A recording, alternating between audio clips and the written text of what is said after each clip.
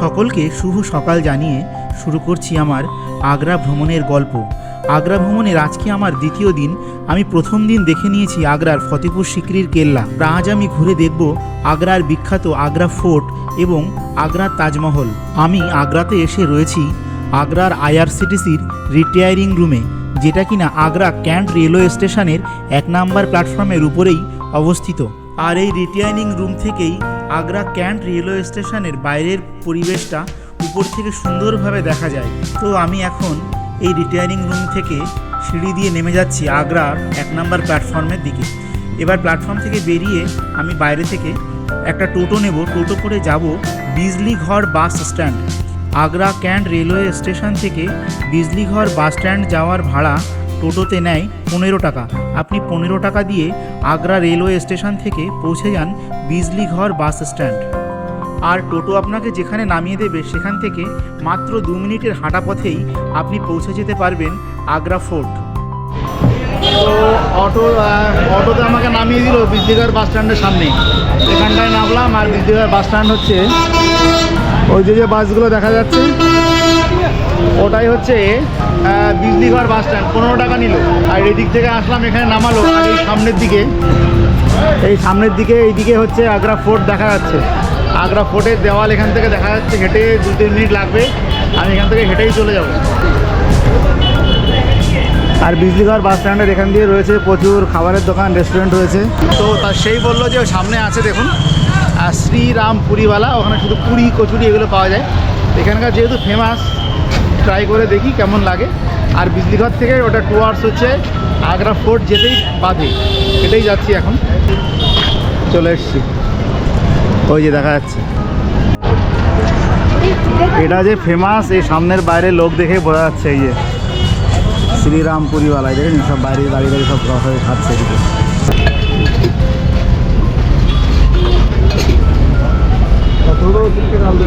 থালিতে দিয়েছে হচ্ছে পুরি দিয়েছে, 2 রকমের সবজি দিয়েছে, আর এটা হচ্ছে বুন্দি রায়তা। তো এখান থেকে খেয়ে বেরোলাম, অপূর্ব টেস্ট। আর অ্যাকচুয়ালি এদের যে ম্যাজিক হচ্ছে এই যে তরকারিতে, ম্যাজিক হচ্ছে এদের তরকারিতে। ওই থালিতে 2 পদের সবজি দিয়েছিল, রায়তা, বুন্দি রায়তা ছিল। দুর্দান্ত টেস্ট, দুর্দান্ত। বিজলিঘর বাস স্ট্যান্ডে এখানে আসলে অবশ্যই ট্রাই করবেন, মানে 100% রেকমেন্ডেড। তো এই যে আগ্রা ফোর্ট দেখা যাচ্ছে। আর ওই যে হচ্ছে মিষ্টান্ন ভান্ডার, ওখান থেকে খেলাম। ওখান থেকে খেয়ে এই রাস্তাতে হেঁটে ওই সামনে গেট,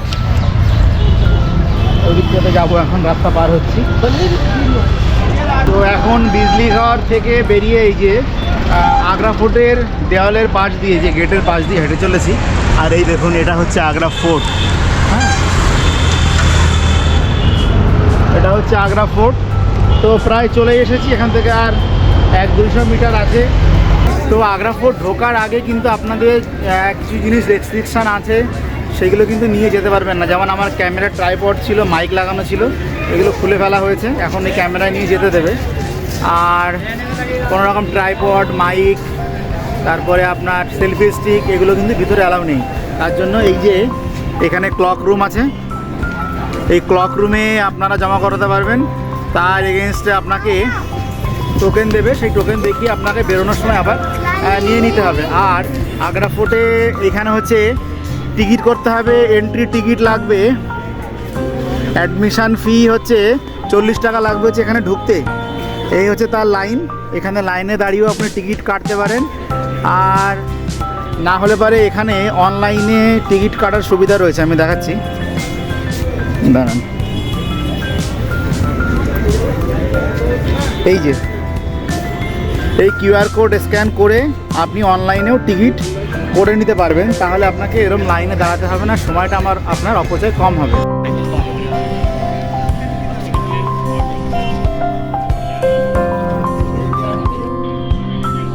চলুন তাহলে আস্তে আস্তে প্রবেশ করা যাক 520 বছর ধরে দাঁড়িয়ে থাকা এই আগ্রা ফোর্টের অন্দরমহলে। এই আগ্রা ফোর্ট কখনো বা লোধি, কখনো বা মুঘল, কখনো বা মারাঠারা শাসন করেছে যুগ যুগ ধরে।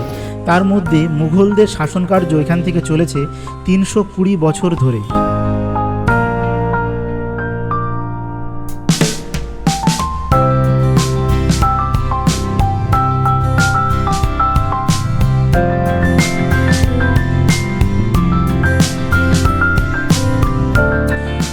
বিশাল এই আগ্রা ফোর্ট 94 একর জায়গা জুড়ে বিস্তৃত, যার মধ্যে মাত্র 25% জায়গা খুলে দেওয়া হয়েছে জনসাধারণের উদ্দেশ্যে এই আগ্রা ফোর্টকে ঘুরে দেখার জন্য। আর বাদবাকি 75% জায়গাতে তৎকালীন সময়ে মুঘল আর্মিরা থাকতো। মুঘলরা চলে যাওয়ার পর ব্রিটিশ আর্মিরা থাকতো, আর আজকের দিনে ইন্ডিয়ান আর্মিরা ওই 75% জায়গা জুড়ে রয়েছে। আগ্রা ফোর্টকে সুন্দরভাবে দেখতে গেলে হাতে 2 থেকে 2.5 ঘন্টা সময় নিয়ে অবশ্যই আসবেন। তো চলুন শুরু করা যাক আগ্রা ফোর্টের মূল পর্ব। আর এটাই হচ্ছে আগ্রা ফোর্টে ঢোকার একমাত্র গেট, যেটাকে বুলন্দ দরওয়াজাও বলে থাকে। আপনারা বাহুবলী সিনেমাতে দেখেছেন ঠিক সেই ধরনের প্যাটার্নে এই ধরনের লোহার গেট রয়েছে, যেটা কিনা হাতি দিয়ে এই শিকলের মাধ্যমে টেনে তুলে দেওয়া হতো, যাতে বাইরের কোনো শত্রু ভিতরে প্রবেশ করতে না পারে। আর 94 একর জুড়ে বিস্তৃত এই আগ্রা ফোর্টের চারপাশ দিয়ে করে রাখা হয়েছিল এই ধরনের বিশাল গভীর খাল। সেই আমলে এখানে জল থাকতো এবং জলে প্রচুর পরিমাণে কুমির ছাড়া থাকতো, যাতে বাইরের কোনো শত্রু কোনোভাবেই আগ্রা ফোর্টের ভিতরে প্রবেশ করতে না পারে। তো এখন আমি প্রবেশ করতে চলেছি আগ্রা ফোর্টের ভিতরে অবস্থিত শাহজাহানের প্রিয় পত্নী মমতাজ মহল বা মমতাজের বেডরুমের ভিতরে। মুঘল আমল হলে এতক্ষণ হয়তো বা আমার মুন্ডু 4-5 বার কেটে নেওয়া হতো। তো শাহজাহানই বলতে পারবেন কতবার মুন্ডুচ্ছেদ হয়ে থাকতো আমার। তো দুঃসাহস করে এখন ঢুকে পড়েছি মমতাজ মহলের ভিতরে। এটা মমতাজের মহল, আর উপরে যে জায়গাগুলো দেখতে পাচ্ছেন এই সমস্ত জায়গা দিয়ে সোনায় পুরো মোড়া ছিল, সোনা, হিরে এবং বিভিন্ন দামি দামি রত্ন লাগানো থাকতো। এবং পরবর্তীকালে এই রত্নগুলো সমস্তরা ইংরেজরা লুট করে এখান থেকে নিয়ে চলে যায়। আর এই মমতাজ মহলের ভিতর থেকে এই জানলা দিয়ে তাকালে তাজমহলটাকে পরিষ্কারভাবে দেখা যায়। ওইখান থেকে তাজমহলটাকে সুন্দরভাবে এখান থেকে দেখা যায়। তো চলুন এবার মমতাজ মহল থেকে বেরিয়ে দেখতে যাই শাহজাহানের 2 মেয়ে রোশনারা এবং জাহানারার মহল। শাহজাহান তার 2 মেয়েকে বিয়ে দেননি, তার কারণ তাদের মতো বড়লোক জামাই খুঁজে পাননি যে তাদের হাতে মেয়েকে তুলে দেবেন। তো মেয়েকে বাড়িতেই রেখে দিয়েছিলেন। আর এই যেটা দেখতে পাচ্ছেন এটা হচ্ছে পালকি শেপের ঘর করে দিয়েছিলেন একদম মা মমতাজের পাশেই। মমতাজের যে ঘর রয়েছে তার পাশেই বাঁ পাশে একটা এবং ডান পাশে একটা, 2টো ঘর এরকম পালকি শেপের করে দিয়েছিলেন তাদের জন্য।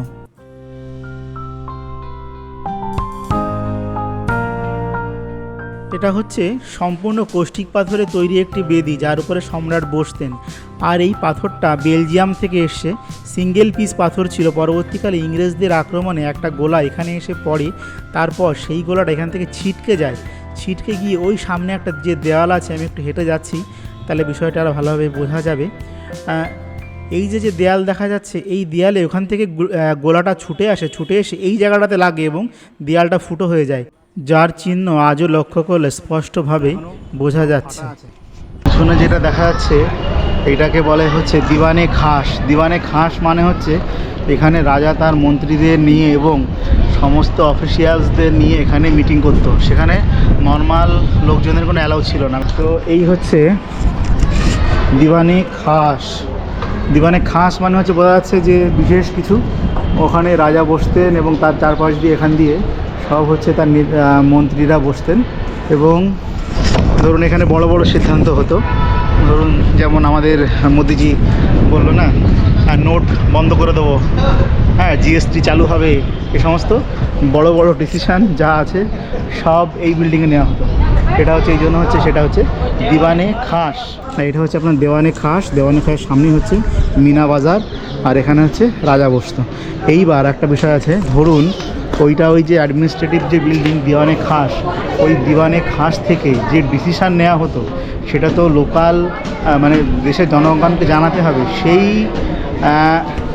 সেই যে আপনার পলিসি মেকিং যা হলো সেই পলিসি মেকিং ওখান থেকে রাজা নিজে হেঁটে উঠে আসতেন এবং তার সঙ্গে সঙ্গে নেতা মন্ত্রীরা উঠে আসতেন। উঠে এসে এই যে রাস্তা, পিছনের রাস্তা, এই রাস্তাতে ধরে চলে যেতেন দিওয়ানে আমের দিকে, হ্যাঁ যেখানে থাকতো, যেখানে নর্মাল লোকজনের অ্যালাউ ছিল, প্রজাদের অ্যালাউ ছিল ঢোকার। তো সেই জায়গাটা আমি এখন যাচ্ছি। তো এই রাস্তা দিয়ে মহারাজ হেঁটে যেতেন দিওয়ানে আমের দিকে। আম মানে হচ্ছে আম জনতা, সাধারণ জনতা। সে আম জনতার দরবারে গিয়ে বড় কোনো সিদ্ধান্ত নেওয়া হয়েছে, যেমন মোদিজি আমাদের প্রেসের সামনে এসে বলে না কাল থেকে নোট বন্ধ, সেরকম আর কি। ওটা হচ্ছে প্রেসরা বসতো এখনকার ভাষায় আর কি। তো চলুন দেখাচ্ছি। ওখান দিয়ে এখান দিয়ে হাঁটতো, হেঁটে এসে এই যে যাচ্ছে সোজা। হ্যাঁ, হেঁটে এসে এই জায়গা, এখান থেকে যে হেঁটে আসলো, হেঁটে এসে এই জায়গাতে মহারাজ ঢুকতো, কিন্তু এখন এটা বন্ধ। এই মহারাজ ঢুকতো বন্ধ, ওখানে দরজা আছে, দরজা ঢুকতো। এর পাশে ছিল আর একটা রাস্তা, যেখান থেকে কিনা রাজার মন্ত্রীরা যেত, মন্ত্রী এবং আরও যারা অফিসিয়ালসরা ছিল তারা এই রাস্তাতে যেত। এই যে এটা হচ্ছে সেই রাস্তা, এই রাস্তাতে যেত। এই যে এখন এই যে আমরা মন্ত্রীদের যাওয়ার রাস্তা দিয়ে আমরা এখন যাচ্ছি দিওয়ানে আমের দিকে। দিওয়ানে আম, এই যে রাস্তা, এই রাস্তাতে মন্ত্রীরা যেত। চলো, নিজেকে একটা মন্ত্রী ফিল হচ্ছে আর কি। মন্ত্রী তো হতে পারবো না, কিন্তু মন্ত্রী ফিল। এই যে চলে আসলাম নিচে, এই সিঁড়িতে চলে আসলাম। এই যে চলে এসে এইটা হচ্ছে দিওয়ানে আম। দিওয়ানে আম হচ্ছে এই জায়গাটা পুরোটা, দেখুন বড় দরবার এটা, যেহেতু এখানে অনেক লোক দাঁড়ানোর বিষয় ছিল, এই জন্য জায়গাটা বড়। তো আর এই পুরো জায়গাটা, আগ্রা ফোর্টটা ভালোভাবে ঘুরতে গেলে, বুঝতে গেলে আপনাকে একবার আমি বলবো যোধা আকবর সিনেমাটা একবার দেখে আসুন, কিংবা এখান থেকে ঘুরে গিয়ে একবার দেখুন, তাহলে এখানকার অনেক সিন দেখবেন যোধা আকবর সিনেমাতে আছে, মিলে যাবে। এবার আমি এখানটা দেখাচ্ছি। এই যে এইখানটাতে মহারাজা বসতো, হ্যাঁ, আকবর এই জায়গাটাতে বসতো, আর তার দুই পাশে থাকতো তার সেনাপতিরা থাকতো কিংবা মন্ত্রীরা থাকতো। আর এই পাশের যে ঘর, এই একটা ঘর, এই যে জাস্ট মহারাজার পাশের ঘর, এই যে জানলা দেখা যাচ্ছে, এখান থেকে দেখা যাবে না মনে হয় এখন। এই যে এখানে হচ্ছে তার ওয়াইফ বসতো, একটা পাশে ওয়াইফ বসতো, আর একটা পাশে তার মা বসতো। আমি দেখাচ্ছি, এই যে দুপাশে দুটো, মহারাজ এখানে বসতেন, এপাশে মা বসতেন, ওপাশে হচ্ছে ওয়াইফ বসতেন। এই যে এই ঘরটা, এবং ওখান দিয়ে আই কন্ট্যাক্ট হতো মহারাজের সাথে। এই যে দরজা আছে, এখান থেকে বসতেন, আই কন্ট্যাক্ট হতো, হয়ে এখান থেকে বসে সামনে এখান দিয়ে ন্যাচারালি সমস্ত সৈন্য সামন্ত এবং আপনার যারা কর্মচারী আছে রাজা, তারা এখানে দাঁড়াতো। আর বাইরে ওই যে ফাঁকা জায়গাটা, বাইরে যে ফাঁকা জায়গাটা, এখন এই দিক দিয়ে যাওয়া যাবে, ওই দিক দিয়ে যাওয়া যাবে, দাঁড়ান দেখাচ্ছি। বাইরে যে ফাঁকা জায়গাটা, এখানে বসতো নর্মাল জনগণ, দাঁড়িয়ে থাকতো আর কি, নর্মাল জনগণ এখান থেকে দাঁড়িয়ে থাকতো। এই দেখুন দাঁড়িয়ে থাকতো। তো দিওয়ানে খাস থেকে নেওয়ার ডিসিশান, মহারাজ ওই রাস্তা ধরে এসে ওই যে জায়গা, ওই জায়গায় বসে দিওয়ানে আমে নর্মাল সাধারণ জনগণের কাছে তার বার্তা পৌঁছে দিতেন। এটা হচ্ছে দিওয়ানে খাস। আর ধরুন কোনো বিচার যা হতো, হ্যাঁ, সুপ্রিম কোর্ট, হাইকোর্ট যা ছিল সে আমলে, সেটা হচ্ছে এখানেই। যদি কোনো রাজ্যের কোনো প্রজার কোনো বিচার যা হতো, সব তাকে এখান থেকে দণ্ডিত করা হতো। মহারাজ নিজে থাকতেন, এখান দিয়ে এরম লোক দাঁড়িয়ে রয়েছে, তখন এখানে বিচারবন্দি আসামিকে খাড়া করা হতো, এবং তার যা বিচার হতো মহারাজ ওখান থেকে বসেই তাকে করে দিতেন। মৃত্যুদণ্ড দেওয়ার হলে দিয়ে দিতেন, চাবুকের আঘাত, কারাবন্দি, জেল যা হতো সব হচ্ছে এখান থেকে। তো এটা হচ্ছে দিওয়ানে আম। আচ্ছা, আপনারা মোটামুটি এই যে আগ্রা ফোর্টের যতটা অংশ দেখছেন, এটা হচ্ছে মাত্র 25% অংশই আপনারা দেখেন, 75% কিন্তু দেখা যায় না। আমি দেখাচ্ছি, ওই যে এই পাশটা দেখাচ্ছে, এই পাশটা হচ্ছে বন্ধ। আমি ওইদিকে গিয়ে তবে কথা বলছি, দেখাতে সুবিধা হবে, দাঁড়ান। এই হচ্ছে আপনারা যারা আগ্রা ফোর্ট এখন দেখছেন, এটা মাত্র 25% এরিয়া আগ্রা ফোর্টের দেখছেন। আর 75% এরিয়ায় তখনকার দিনে মোঘল আমলেও সৈন্য থাকতো, আর ইংরেজ আমলেও সৈন্য থাকতো। এখন স্বাধীনতার পর আমাদের দেশের সৈন্যরাও এই যে এরিয়াটা দেখছেন, এটা হচ্ছে 75% এখনও আর্মির দখলে, ওই পাশটাতে, যেখানে কিনা নর্মাল পাবলিক আমাদের মতো আম জনতার কোনো অ্যালাউ নেই, এখনও নেই। তার মানে এখানে মোঘল আমলেও সৈন্য থাকতো, ইংরেজ আমলেও সৈন্য থাকতো, এখনও আমাদের সৈন্য 75% এলাকা জুড়ে এখনও কিন্তু সৈন্য থাকে। তো এই হচ্ছে আগ্রা ফোর্টের মোটামুটি সামগ্রিক একটা রূপরেখা আপনাদের সঙ্গে তুলে ধরার চেষ্টা করলাম। আর এখানে এসে আপনারা যদি আমার ভিডিও দেখেন, খানিকটা গাইড পাবেন, আর না হলে পারে বিভিন্ন ভিডিও আছে, সেখান থেকেও গাইড পেতে পারেন, সেটা আমার একার ভিডিও নয়। আর এছাড়া আমি সবাইকে রেকমেন্ড করব যে এখানে এসে গাইডটা অন্তত নিতে। গাইড না নিলে আপনারা সুন্দরভাবে বুঝতে পারবেন না। আমি সবাইকে বলবো গাইড নেবেন, এখানে গাইডের ওরা রেটের চার্টার অনেক কিছুই দেখাবে, কিন্তু আপনি চেষ্টা করবেন ওই 250-300 টাকার মধ্যে গাইড করে নেওয়ার। তাহলে গাইড হলে আপনাকে ভালোভাবে জিনিসটা আরও ভালোভাবে ঘুরে দেখাবে, জিনিসটা বুঝতে পারবেন। না হলে কিন্তু অতটা ভালো লাগবে না। আমি সবাইকে একই কথা বলছি, যে কোনো হিস্ট্রিক্যাল প্যালেসে এসে গাইড অবশ্যই নেবেন, তাহলে এই জায়গার যে কাহিনী ইতিহাস আছে সেটা আপনি জানতে পারবেন। আর চেষ্টা করবেন গভর্নমেন্ট রেজিস্টার্ড গাইড থেকে গাইড নেওয়া, তাহলে অ্যাকচুয়ালি তারা প্রপার তথ্যটা আপনাকে দেবে, ভুলভাল তথ্য দেবে না। এখানে বলি আমি শীতকালে এসেছি, গরমকালে কিন্তু এখানে প্রচণ্ড গরম হয়। ছাতা, সানস্ক্রিন এগুলো নিয়ে আসবেন। আর যদি গরমে আসেন চেষ্টা করবেন একদম সকালের দিকে, 7টার থেকে খুলে যায় এই আগ্রা ফোর্ট, চেষ্টা করবেন একদম সকালের দিকে ঘোরার, নাহলে কিন্তু বিকালের দিকে প্রচণ্ড কষ্ট হবে, প্রচুর গরম হয় এখানে। আগ্রা ফোর্ট দেখার জন্য মোটামুটি 2 ঘন্টা সময় হাতে নিয়ে আসবেন। ভালোভাবে ঘুরতে গেলে 2 থেকে 2.5 ঘন্টা সময় কিন্তু আগ্রা ফোর্টে দেওয়ার প্রয়োজন আছে। আর একটা কথা এখানে বলে রাখি, এখানে এন্ট্রির যে গেট রয়েছে না, এই গেট কিন্তু জিগজ্যাগ শেপে বানানো রয়েছে। যদি আপনার নিচে থেকে কোনো সৈন্য আসতো, নিচে থেকে খবর হয়ে গেলে এখানে কিন্তু সমস্ত সৈন্যরা এখান থেকে এই জায়গায় দিয়ে থাকতো, তারা কিন্তু জিগজ্যাগ শেপে, মানে ধরুন এখানে যে আসছে না, এখান থেকে পুরো এল শেপে এইদিকে উঠে এসছে, তারপরে ওই দিকে গিয়েও আবার ওরকম জিগজ্যাগ শেপ আছে, একই শেপে কিন্তু কেল্লা তৈরি করা হয়নি। তো এখন আমি এখান থেকে বেরিয়ে যাচ্ছি, বেরিয়ে এখান থেকে যাব তাজমহলের দিকে।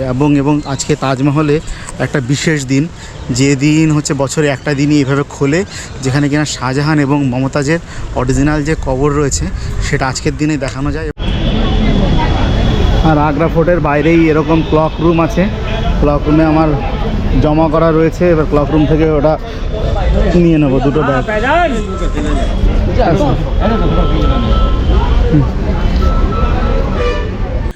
আর এটা হচ্ছে আগ্রা ফোর্টের ঠিক বাইরের পরিবেশ। আপনি আগ্রা ফোর্ট থেকে বেরিয়ে এখান থেকে টোটো পেয়ে যাবেন কিংবা টানা ঘোড়ার গাড়ি পেয়ে যাবেন তাজমহল যাওয়ার জন্য। এখানে একটা জিনিস আপনাকে মাথায় রাখতে হবে যে এখান থেকে তাজমহলের ভাড়া হচ্ছে টোটোতে 10 টাকা, কিন্তু টোটোওয়ালারা অটোওয়ালারা আপনাদের কাছ থেকে 100-150 টাকাও চাইছিল। কিন্তু আমি 10 টাকা দিয়ে এই টোটোতে বসে আছি, টোটো আমাকে নিয়ে যাবে তাজমহলে, এরপর আমি তাজমহলটা ঘুরে দেখব। তো এতক্ষণের ভিডিওটা যদি ভালো লেগে থাকে তাহলে চ্যানেলটা লাইক, শেয়ার এবং সাবস্ক্রাইব করে সঙ্গে থাকুন। আর এর পরবর্তী ভিডিওটা, তাজমহলের ভিডিওটা দেখার জন্য সকলকে অনুরোধ রইল। আজকের মতো ভিডিও এখানেই শেষ করছি, ধন্যবাদ।